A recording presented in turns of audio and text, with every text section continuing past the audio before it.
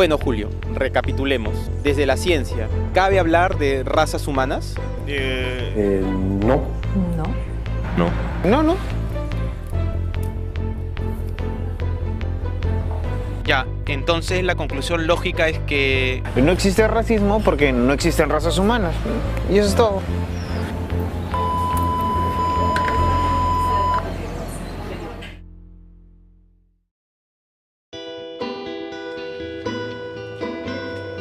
La verdad no lo entiendo. O sea, no tiene ningún sentido. La genética y la biología afirman que las razas humanas no existen y sin embargo todos creemos que sí existen, que estamos todos locos. Nos vamos al psicólogo.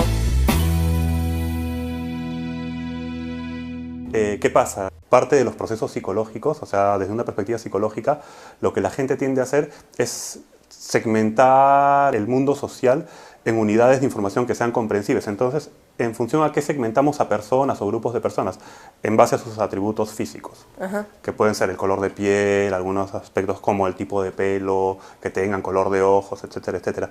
Y sobre todo esto que se denomina fenotipo, toda la apariencia física de la gente, es que se ha empezado a construir como una idea de que existen distintas razas en la especie humana.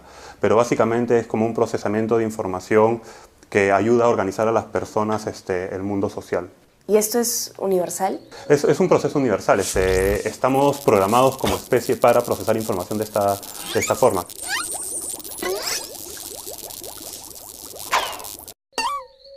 Hay una lógica en el procesamiento de información humano en el cual es importante generar distintas categorías sociales con las cuales tú te identificarás con algunas, no te identificarás con otras y por supuesto estas con las que tú te identificas van a maximizar tus posibilidades de supervivencia porque somos una especie gregaria, pues por definición.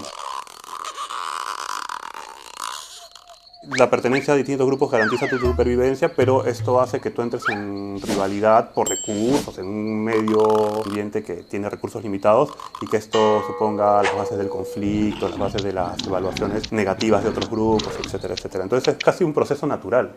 Todo parte de que uno comienza a identificarse con un grupo, ¿no? Entonces ejerce cierto favoritismo. Yo prefiero a mi grupo y tal vez a los otros. Entonces a veces sucede que en realidad el otro se percibe como una amenaza, ¿no?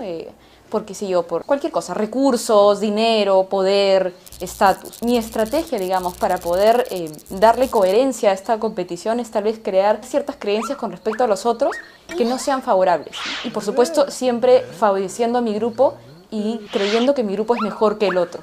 Entonces ahí comienzas a percibir en los otros cosas más negativas que positivas. Si comienzas a pensar pues que los otros son menos competitivos, los otros no tienen la misma inteligencia que nosotros, y así, muchas creencias que nosotros los psicólogos llamamos estereotipos, ¿no? Comúnmente también se dice. A lo tipo U-alianza es un escenario intergrupal muy conocido, ¿no? Siempre la alianza va a ser peor para uno de la U, y al revés, por supuesto, ¿no? Pero también, aparte de todas estas creencias, uno comienza a sentir cosas por el otro grupo, ¿no? Como cólera, resentimiento, odio, y todas esas son actitudes negativas que se llaman prejuicios. Y en el caso específico de las razas, ¿cómo funcionan los estereotipos y los prejuicios?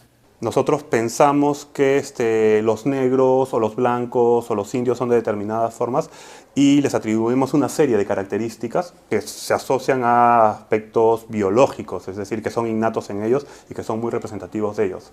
A ver, entonces, según las investigaciones que han hecho, a partir de las entrevistas y las encuestas, ¿cómo nos imaginamos a un blanco? Poderoso, exitoso, desarrollado, muy capaz, tiene dinero. ¿Y cómo nos imaginamos a un indio? El indio, por ejemplo, es una persona ociosa, tal vez más asociado con lo provinciano, que son pocos valorados, no tomados en cuenta, usualmente son pobres. Es lo primero que se le viene a la persona a la mente, ¿no? Los estereotipos son muy automáticos. Claro, los negros son buenos amantes, buenos deportistas, son ociosos y no son inteligentes. Y está en su naturaleza. Y está en su naturaleza. Entonces hay una naturalización asociada a la raza, porque efectivamente hay toda una asunción en la gente de que la raza es una característica biológica, pues.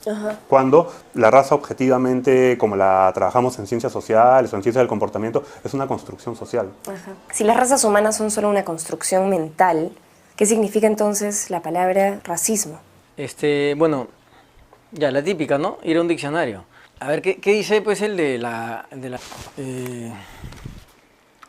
Real Academia Española, el diccionario editado el 2001? Racismo. Exacerbación del sentido racial de un grupo étnico, especialmente cuando convive con otro u otros. Exacerbación del sentido racial. ¿Qué significa eso? Bueno, lo que se sabe hoy en día, lo que se critica justamente es el concepto de raza pensado como un hecho objetivo en la realidad. Correcto. Más bien se está hablando de otra cosa, que es la racialización, ¿no? Que es el discurso por el cual un grupo étnico, un sector de una sociedad, construye discursivamente una noción de raza. Todas las voces que tengamos para referirnos a personas categorizándolas como de una raza o de otra, responden a ese interés, a esa construcción social. Cholear, cholón, cholifacio, cholitranco. Está el orcho también, ¿no? Cholería, cholerío. También está chinocholo, el clásico chinocholo. Blanco, blancón, blanquiñoso. No son solo palabras, son estrategias discursivas, estrategias pragmáticas completas, discursos completos, ¿no? Todo el entramado social de una sociedad, todo ese complejo entramado de relaciones entre grupos sociales, siempre estará reflejado en el lenguaje. El lenguaje siempre porta la ideología o las ideologías de los grupos que lo hablan. Y muchas personas te van a decir que no son racistas, pero su propio uso del lenguaje los delata, ¿no? Los delata. La ideología te traiciona, ¿no? Tú puedes decir, no, yo no soy racista, pero de pronto te sale un improperio manejando en la calle o una apreciación sobre una persona, etcétera, y por más inocente que sea la palabra, ¿no? Es una chica así, blanconcita, y ahí hay una palabra que está vinculada, que está relacionada con una concepción racial, ¿no? Ya, pero ¿cuál es la razón para construir las razas? Básicamente es una forma de consagrar órdenes sociales existentes. Ahí donde existe la visión racista de las cosas, se asume que la gente que está arriba porque biológicamente es superior y la que está abajo es porque es inferior biológicamente hablando. Y si esto está determinado por la naturaleza, por la biología, esto es inmutable. Tan inmutable como la muerte, ¿no? No me gusta, pero va a llegar y aprendo a vivir con eso. Eso es lo que hace una persona que interioriza el racismo. Claro. Una sociedad estamental es una sociedad en la cual se excluye la movilidad social como un hecho legítimo. El ideal de una sociedad estamental es que cada uno debe vivir y morir en el lugar donde ha nacido. Y eso es consagrado excelentemente por el discurso racista, ¿no? Si el lugar que yo ocupo en la sociedad está determinado biológicamente, es ilegítimo y dañino para la sociedad que yo pretenda cambiar de lugar, ¿no? Y en el caso peruano, ¿cuál fue la causa original para el racismo? Debe haber sido algo así como una coartada para justificar la explotación despiadada de las poblaciones nativas en el Perú por parte de los conquistadores y los colonos, para lo cual era muy funcional decir estas personas son inferiores e incluso, inicialmente se dice incluso que no tienen alma. El Perú ha sido casi toda su historia, ¿no?, una sociedad estamental. Como era el mundo peruano en los años 50, que era un mundo básicamente rural. Y era un mundo pues donde tenías muy claro, el terrateniente era una condición de persona, el mayordomo un híbrido intermedio, ¿no?, o los capataces, y la masa campesina pues era un grado inferior de ser humano. ¿Y eso continúa hoy en día? Yo siento que en nuestro país no hemos renunciado a estos mecanismos de diferenciación de estamentos. Todavía necesitamos afirmar ciertas diferencias sociales por criterios raciales. Y eso es muy común, desgraciadamente. La persona quien me tocó asesorar, un empresario que en Lima vive en una de las zonas más exclusivas. Este señor adquirió una propiedad en una playa muy exclusiva de Lima, en el sur. Adquirió la propiedad de la manera legal, correcta. Finalmente, cuando ya tenía la calidad de propietario, fue a tomar posesión de su casa de playa y sorpresivamente no le dejaron ingresar a este condominio, bajo el argumento que este señor no había sido aprobado o no había sido admitido por la Junta de Propietarios de esta playa. Pedimos una entrevista a la Junta, que lo entrevisten al señor.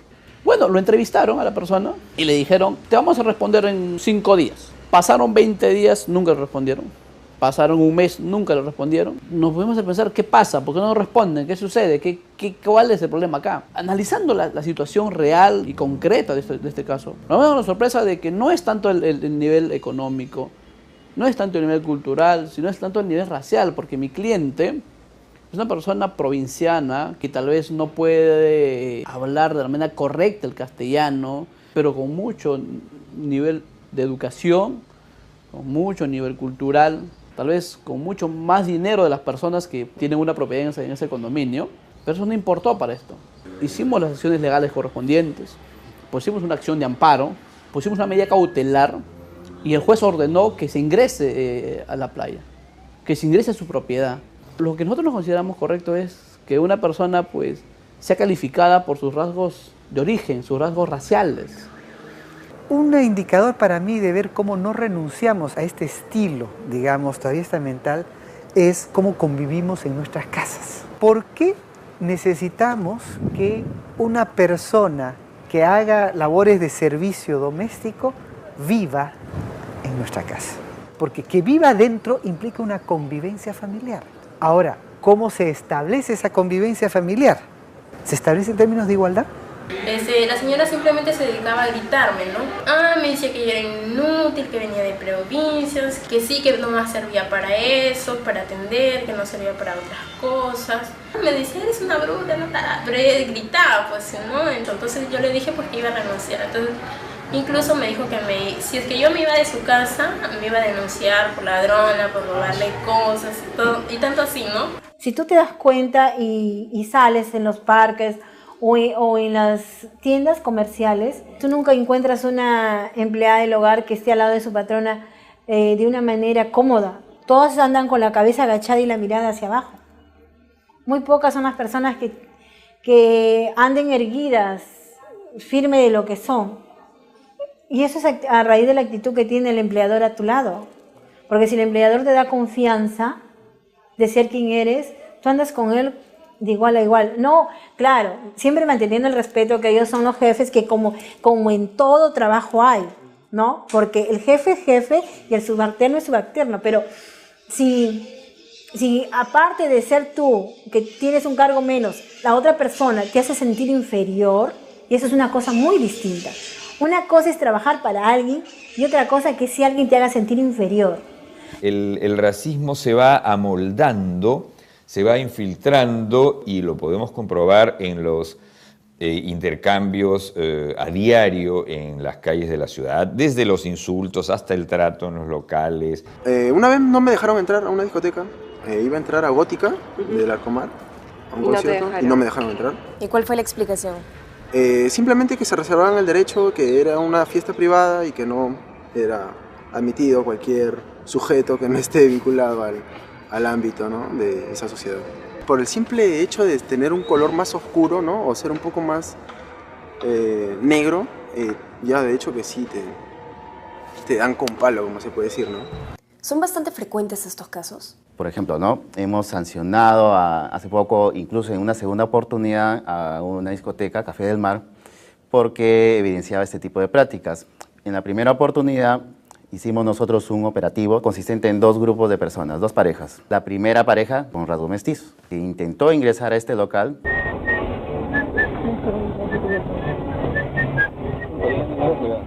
¿Por qué?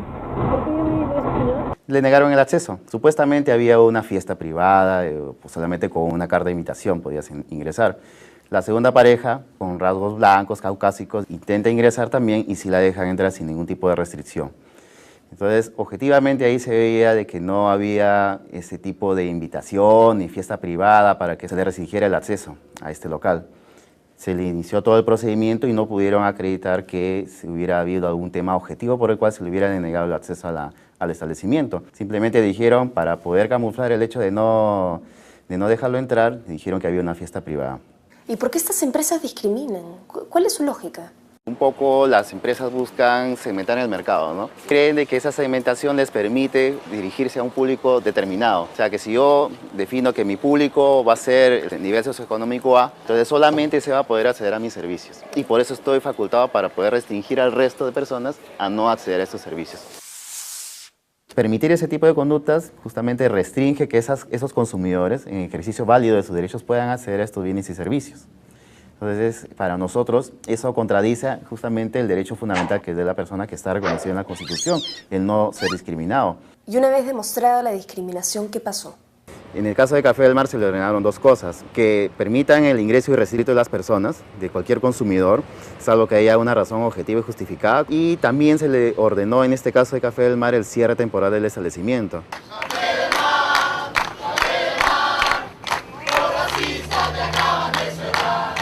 Entonces se cerró este local durante 60 días y ese es el costo en que incurriría este establecimiento, la pérdida de sus ingresos justamente por incurrir en este tipo de conductas y el pago de multas. ¿Cuál fue el monto de la multa que se le impuso a Café del Mar? Se impuso en la segunda sanción 70 UITs, ¿no? Entonces más o menos 220.000 soles aproximadamente. La sociedad peruana es una sociedad profundamente racializada, en el estilo de las sociedades postcoloniales, es decir, de las que fueron colonias. Se discrimina a una mayoría de habitantes. Esta mayoría, en muchos casos, se autodiscrimina y se discrimina también entre los diferentes grupos que componen a esa mayoría. Entonces tenemos que todo el mundo es el cholo de alguien, por decirlo de algún modo, usando la palabra cholo o cholear como el genérico de la discriminación.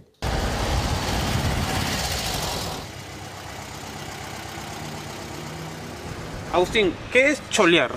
Cholear, bueno, es un verbo derivado de cholo y significa dar un tratamiento de cholo a alguien, o sea, decirle a alguien cholo o chola, ¿no? Y generalmente se usa despectivamente.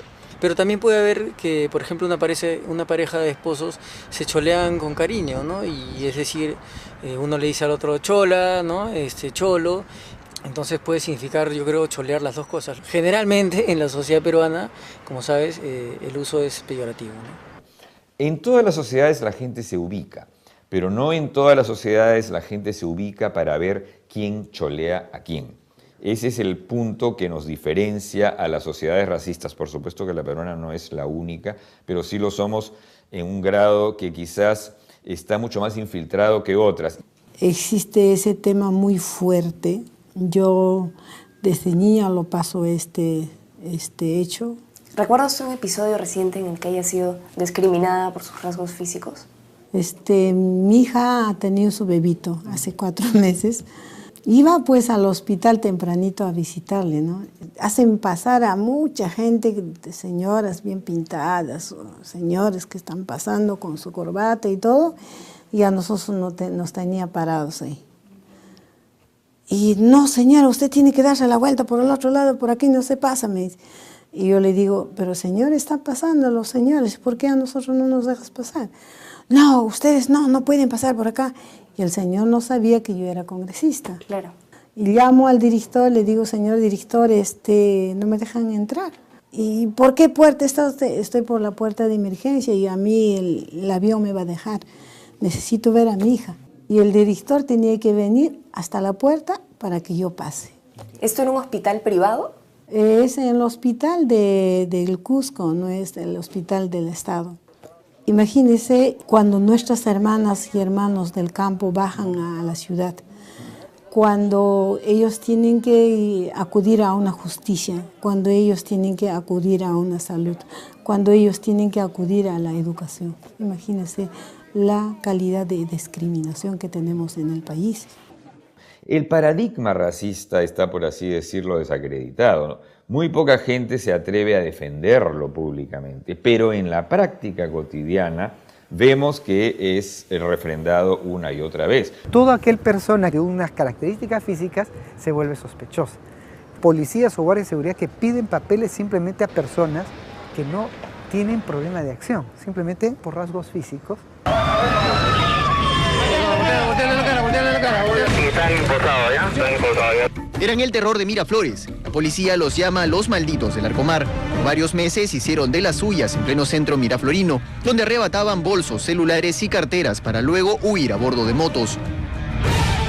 Ha sido producto de una persecución. Tenemos los videos que muestran la autoría de varios hechos delictivos. En poder de los malhechores se encontraron varios celulares, una cámara digital y un MP4, producto de su última noche de crimen. Esté alerta y tome sus precauciones. La seguridad en las calles depende de la policía y de usted mismo.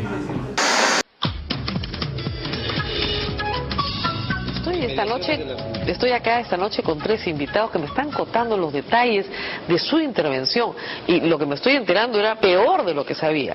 Ellos son amigos, son más o menos cercanos del mismo barrio, les gusta hacer ciclismo y ellos querían ver un evento de ciclismo y decidieron irse desde San Juan del Lurigancho hasta Larcomar a ver el evento. Los tiran al piso, he visto unas fotografías y ustedes no entendían qué pasaba en ese momento, me imagino. Nos intervinieron, nos tumbaron al piso, nos ponen los grilletes en la mano, nos quitan los documentos. De sorpresa cayeron todas las policías, yo asustado y me preguntaba yo mismo, ¿qué pasaba? Se han confundido. Y en todo momento decían, cállense, cállense, o ya cayeron, ¿no?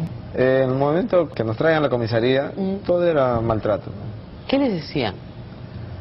O sea, más que hablar, nos golpeaban. Y llegó un momento que a mí me agarraron del pelo, yo me mantenía de rodilla, me levantan y me dicen nunca más regresa a Miraflores y me metió en mi cachetada. Dilo, me decían. Y yo por el dolor tenía que decir nunca más. Decían. O sea, con tortura. Sí. Qué horror. ¿A ustedes también los golpearon? Sí. Tenían una detención arbitraria y el otro tema es la discriminación. O sea, lo que ha hecho la policía ha dicho, como estos chicos son de San Juan de Lurigancho, no pueden tener moto, no pueden tener iPod, no pueden tener celulares, que eran las cosas que ustedes tenían. Su padre, creo que está aquí también en la entrevista, se presentó con todas las facturas. Al día siguiente, ¿por qué no lo soltaron de inmediato? Muchísimas gracias a los 3, que sirva esto de ejemplo para todas las municipalidades. No se puede hacer perfiles para detener a la gente, y menos perfiles racistas como los que se han hecho. Las razas no existen, pero hay un hecho incontrovertible, ¿no? La violencia política, de acuerdo al informe de la Comisión de la Verdad y Reconciliación, dejó 69.280 víctimas. De estas, el 75% eran indígenas que hablaban una lengua materna distinta del castellano. Básicamente quechua hablantes, aymara hablantes, hablantes de idiomas amazónicos. 75%, 3/4 partes de las bajas. Y sin embargo, los indígenas dentro de la población total del Perú son apenas un 25%. En otras palabras, también en la violencia los indígenas terminan llevando la peor parte. Llegaron los militares rebuscando todas nuestras casas y diciéndonos terroristas, ¿dónde están los tucos? ¿Dónde están los terroristas? Nos decían. Empezaron a quemar, a vaciar hasta nuestras comidas, a envenenar, quemando nuestras casas, hasta llevándose los mejores animales. Nos decían, ustedes son terrucos, nos maltrataban, nos torturaban, violaban a nuestras mujeres y todo eso han hecho. Y nosotros no teníamos a dónde acudir, a dónde ir, porque nos encontrábamos solos. Desde el año 82, primeramente aparecen la subversión, después aparecen las fuerzas contrainsurgentes. Ambos, ¿no?, actúan contra los campesinos con las matanzas selectivas. Era una suerte de competencia, quién mataba más, quién impartía más terror. Igualito, ¿no? El Estado aún sigue discriminando y considerando al poblador andino no tan igual como pues un ciudadano, ¿no? Cuando se produce los bombazos en Tarata y muchos otros sitios, recién la sociedad se da cuenta, algo pasa en el país. Lo que sucedía en el campo, bueno, pues son cosas de indios quizás, ¿no? Yo creo que estamos muy lejos de haber erradicado este mal que nos sigue dañando a todos. A veces cuando pensamos en el racismo pensamos en la discriminación mayormente de las personas de piel más oscura, ¿no? Pero yo vivo, sufro de este racismo que hay acá a diario, porque yo soy blanca. Porque tú, mira la cara que tú haces, a mí me dicen gringa. Eso sí es racismo. A mí me hablan en inglés. Yo nunca he pisado en los Estados Unidos. A mí me quieren cobrar más para los taxis, para las motos. ¿Te parece gracioso cuando tienes un $2.50 en el bolsillo? No lo es. A mí no me gusta que me digan muñeca. A mí no me gusta que me hablen como si fuera un perrito, que me llamen así como... Pero eso todos los días se ríen, pero imagínense que lo vivan así a diario. A veces hay días que yo no salgo de mi casa porque no me siento tan fuerte para enfrentar este maltrato, porque eso sí es maltrato. Así que el racismo es bastante más grande, más profundo que eso de discriminar a la persona que más oscura. Es separar, diferenciar, despreciar o simplemente maltratar por cuestión de color de piel.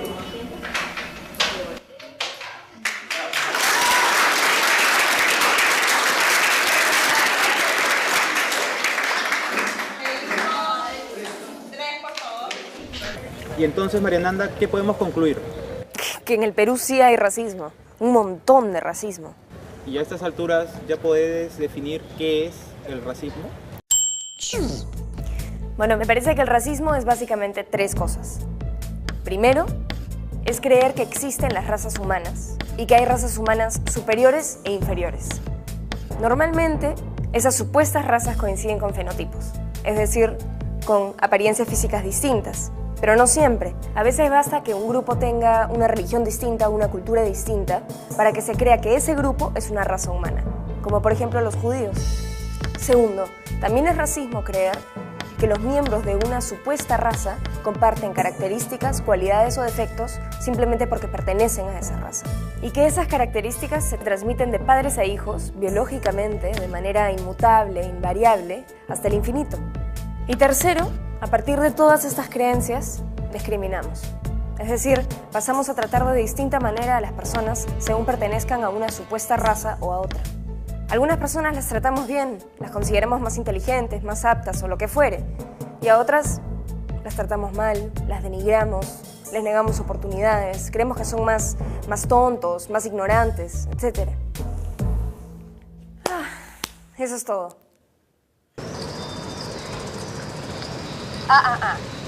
Y obviamente solo un necio puede decir que no hay racismo en el Perú. Fin de la discusión.